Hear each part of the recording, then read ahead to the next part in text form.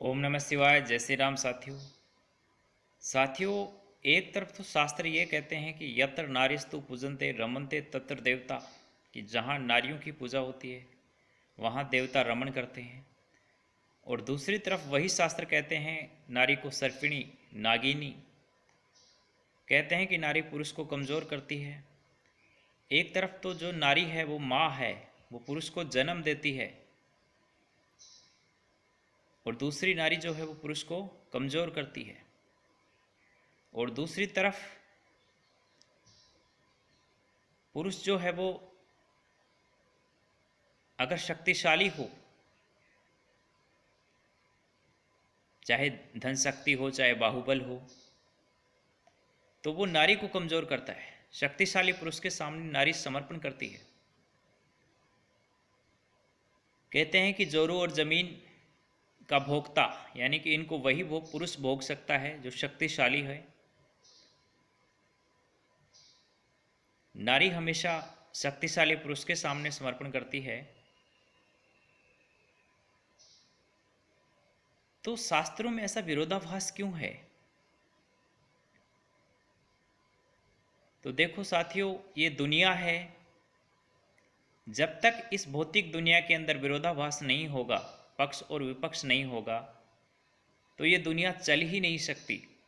यहाँ एक ही पक्ष के दो पक्ष होना जरूरी है।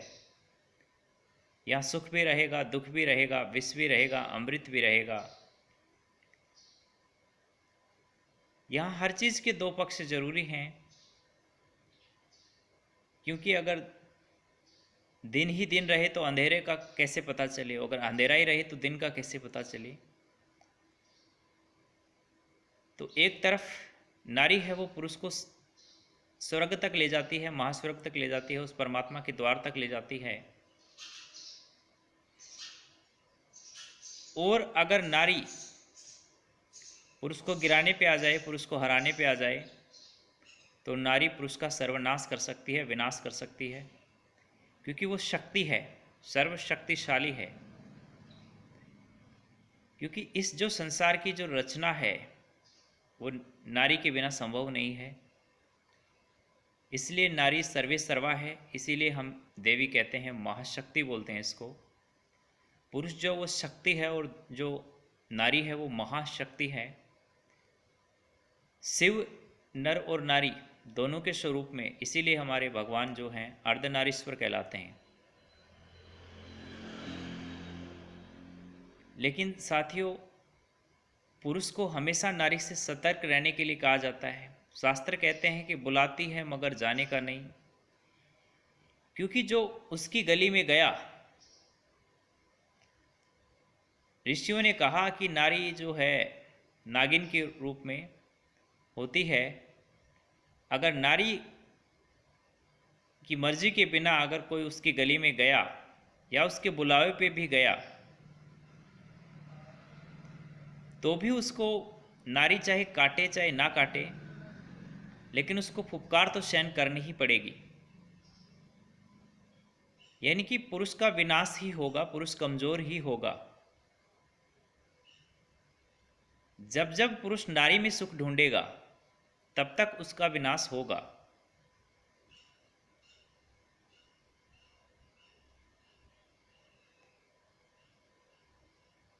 नारी में सुख नहीं है।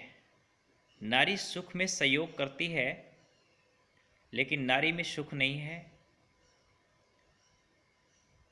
काम, क्रोध, मद और लोभ ये पुरुष को कमज़ोर करते हैं। लेकिन सबसे ज़्यादा अगर पुरुष को कोई कमज़ोर करता है तो वो नारी ही है। इसलिए पराई नारी से हमेशा सावधान रहो। अगर पुरुष को अपने काम पे विजय नहीं हासिल होती है, उसको काम है जो सताता है, तो उसको ग्रस्त में जाना चाहिए। शादी करके अपने काम की जो तृप्ति है उसको करनी चाहिए, लेकिन पराई नारी के चक्कर में कभी नहीं पड़ना चाहिए। हमारे शास्त्र भी कहते हैं कि चोर और पुलिस की यारी और घर से भागी हुई लुगाई की न्यारी, यानी कि जो अपने घर से न्यारी हो चुकी है, उसके संपर्क में जो रहता है उसका विनाश ही होता है, वो किसी के सगे नहीं होते।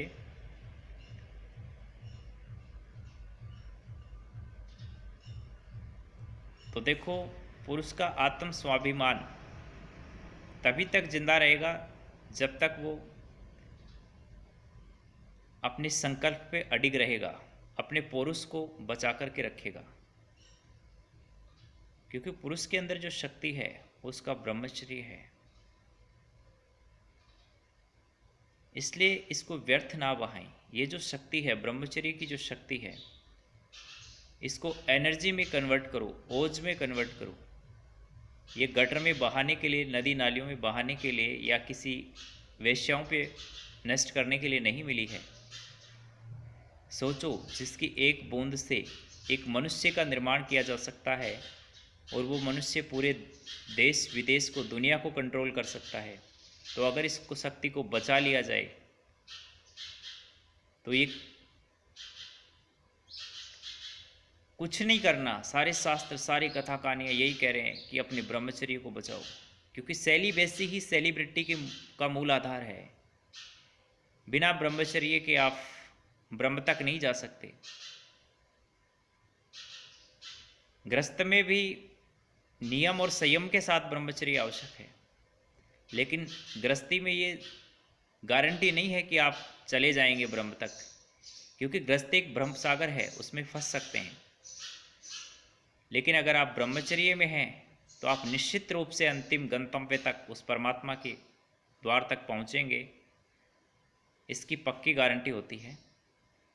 इसलिए अपने ब्रह्मचर्य को बचाओ, अपनी शक्ति को बचाओ, अपनी एनर्जी को बचाओ, व्यर्थ में इसको बर्बाद मत करो। समस्त जो पुरुष वर्ग है वो सावधान रहे, और जो समस्त स्त्री वर्ग है जो पुरुष वर्ग से सावधान रहे। धन्यवाद। जय हिंद, जय भारत।